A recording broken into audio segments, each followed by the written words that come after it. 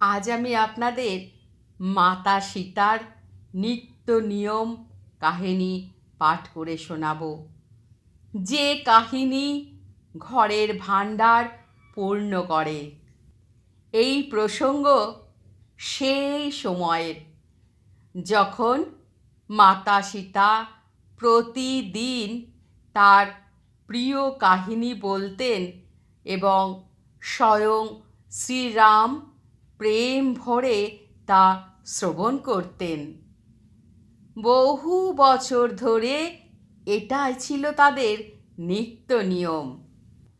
সীতা কাহিনী বলবেন আর রাম তা শুনবেন। একদিন ভগবান শ্রীরামকে বিশেষ প্রয়োজনে বাইরে যেতে হলো।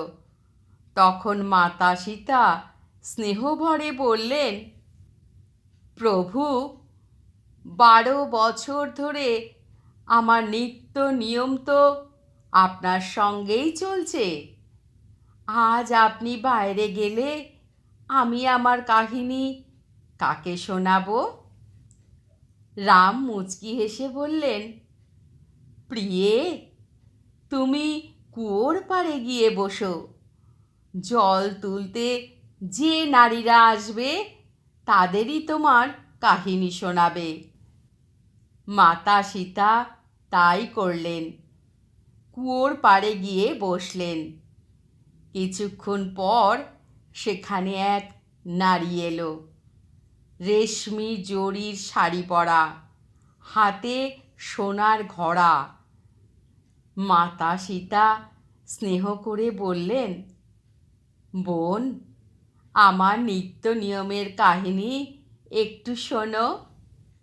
কিন্তু সেই নারী বলল, আমার দেরি হয়ে যাবে, শাশুড়ি রাগ করবেন। এই বলে সে কাহিনী না শুনেই ফিরে গেল। বাড়ি পৌঁছতেই তার রেশমি শাড়ি ছিঁড়ে গেল এবং সোনার ঘড়া মাটিতে পরিণত হলো।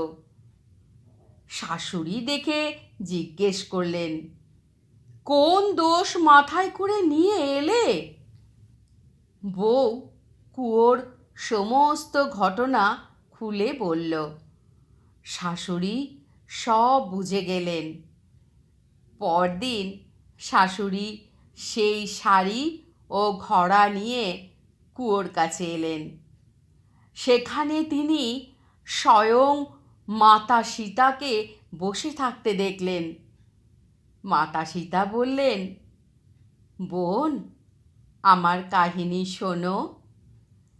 শাশুড়ি হাত জোর করে বললেন, একবার নয় মা, আমি 4 বার শুনব। এরপর মাতা সীতা নিত্য নিয়মের পবিত্র কাহিনী শুরু করলেন। রাম এলেন, লক্ষ্মণ এলেন, দেশের পূজারীরা এলেন, নিত্য নিয়মের নিয়ম নিয়ে এলেন। যখনই বলি রামই রাম, রামই সবার কাজ সার্থক করেন, খালি ঘরে ভাণ্ডার ভরান, সবার নৌকো পার করান। কাহিনী শুনে শাশুড়ির হৃদয় গভীর শান্তিতে ভরে উঠল। বাড়ি ফিরতেই তার শাড়ি আবার রেশমি জরির হয়ে গেল এবং মাটির ঘড়া পুনরায় সোনায় পরিণত হলো। বউ বিস্ময়ে জিজ্ঞেস করল, শাশুড়ি মা, এসব কিভাবে হলো? শাশুড়ি বললেন, তুই দোষ নিয়ে গিয়েছিলি আর আমি দোষ ঝেড়ে ফিরে এসেছি। কুয়োর পাড়ে যিনি বসেছিলেন তিনিই তো মাতা সীতা। তিনি পুরনোকে নতুন করে দেন, শূন্য ঘরে ভাণ্ডার ভরিয়ে দেন, আর যেখানে তার স্মরণ হয় সেখানে লক্ষ্মীর বাস হয়। বউও সেই কাহিনী শোনার ইচ্ছা প্রকাশ করল। শাশুড়ি তাকে নিত্য নিয়মের কাহিনী শিখিয়ে দিলেন।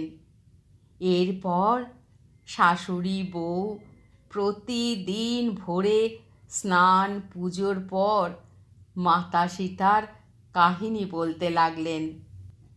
কিছুদিন পরে এক প্রতিবেশিনী এসে জিজ্ঞেস করল, এত ভোরে তোমরা কি করো? তারা বললেন, আমরা মাতা সীতার নিত্য নিয়মের কাহিনী বলি। প্রতিবেশিনী জিজ্ঞেস করল, এতে কি লাভ হয়? তারা উত্তর দিলেন, ঘরের ভাণ্ডার পূর্ণ হয়, কাজ সিদ্ধ হয়, আর মনস্কামনা পূর্ণ হয়। প্রতিবেশিনীও কাহিনী শুনতে চাইলেন এবং নিত্য নিয়ম শুরু করলেন। ধীরে ধীরে পুরো পাড়ায় এই কাহিনী ছড়িয়ে পড়ল। যেখানে যেখানে এই কাহিনী বলা ও শোনা হলো, সেখানেই কৃপা বর্ষিত হতে লাগলো। হে মাতা সীতা, যেভাবে আপনি সবার ভাণ্ডার পূর্ণ করেছেন, সেভাবেই কাহিনী বলার জন্য আর কাহিনী শোনার জন্য ভাণ্ডার সদা পূর্ণ থাকুক।